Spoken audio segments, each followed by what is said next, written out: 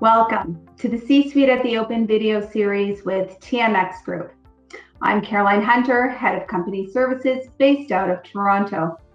Online with me today is David Elsley, President and CEO of Cardiol Therapeutics, a clinical stage biotechnology company focused on research and clinical development of anti-inflammatory therapies for the treatment of cardiovascular disease.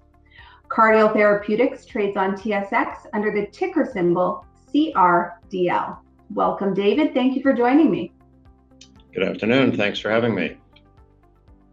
I thought we could start by having you tell us about Cardiol Therapeutics. Sure, happy to. At Cardiol, we're focused on heart disease. The team at Cardiol Therapeutics has worked in heart failure medicine now for coming on 30 years. Heart failure is a devastating disease, takes more lives than most diseases in the world, and it's the number one reason people are hospitalized. There's about 26 million people around the world with heart disease, and it remains, despite advances, it remains a leading cause of death and disability today. And one of the major culprits in heart disease is inflammation.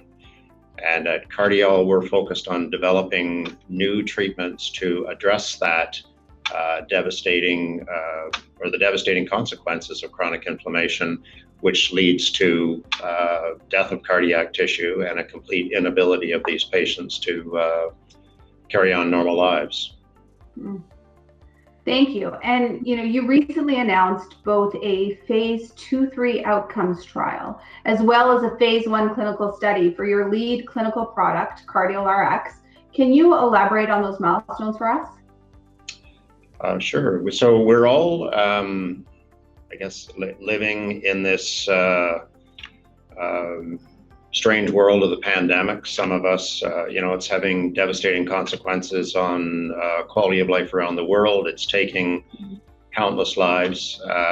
And in the context of this pandemic, our steering committee, which is made up of world-leading authorities in heart failure medicine, basically had a concept that we could use our advanced formulation, our lead formulation, Cardiol Rx, which is an anti-inflammatory treatment, to protect the most vulnerable patient population against their high risk for mortality and morbidity should they become COVID positive.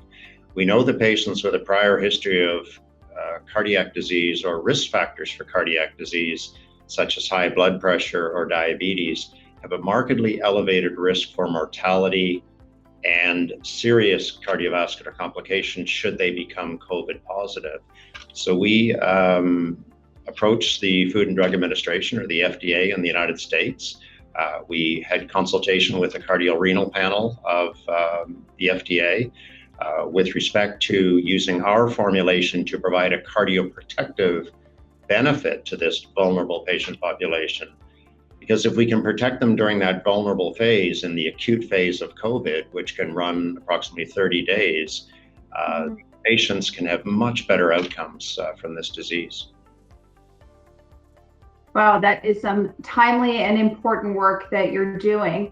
Looking to the future, what are some catalysts that may positively affect your business? I think the major catalyst for this organization during 2021 is we'll be initiating this very important phase 2-3 potentially registrational study, which has the potential of leading us to an emergency use authorization to address and protect the most vulnerable patient population from mortality and morbidity. We expect to rapidly enroll that study and report that study this year during 2021, which is quite extraordinary given that we're looking at outcomes. So we're not looking at markers or measures of disease, we're looking at hard outcomes such as death, progression to mortality, or major cardiovascular complications such as heart attacks and strokes. We also, as you mentioned, have just recently announced the completion of an important phase 1 program. This was a study in 55 adults to demonstrate the safety and the pharmacokinetics of our very unique anti-inflammatory formulation. And this, importantly, is a precursor study that was necessary for us to complete such that we could apply to the FDA to enter a second cardiac indication, which is acute myocarditis, which is a devastating form of inflammatory heart disease because it takes the lives of young people who are otherwise healthy that don't have the typical risk factors for heart disease. Acute myocarditis is the leading cause of sudden cardiac death in people under the age of 30.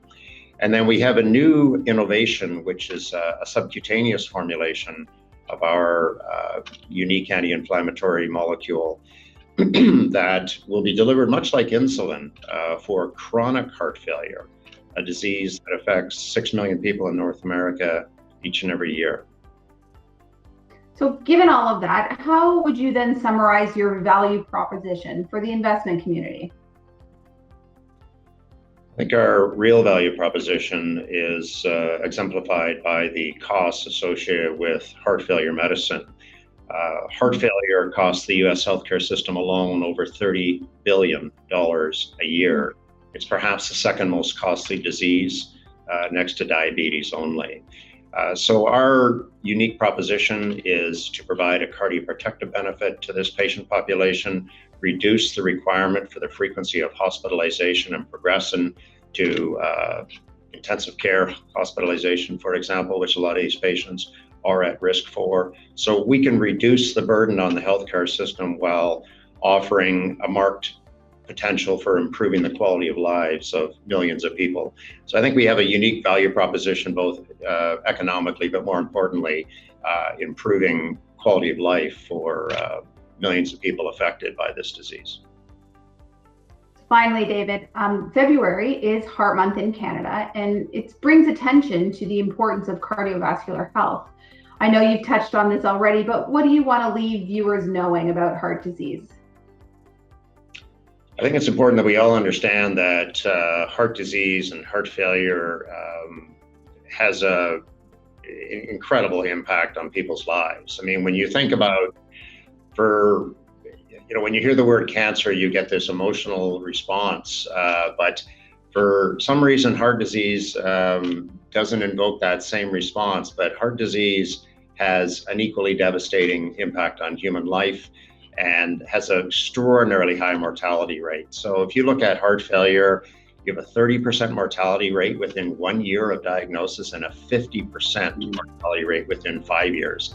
Those are extraordinarily impactful on people's lives, obviously, and loved ones. And I think it's important to understand that this is a disease that is driven by obesity, diabetes, and high blood pressure. Those three factors continue to be on the rise in the developed world, and that is underpinning this epidemic of heart failure. And I think it's important that certainly during the month of February, we all are reminded of that and the importance of this disease and draw more attention so more important advances in treatment and understanding can occur. Thank you, David. It was a pleasure speaking with you, and we look forward to hearing more from Cardiol Therapeutics in the future. Thank you.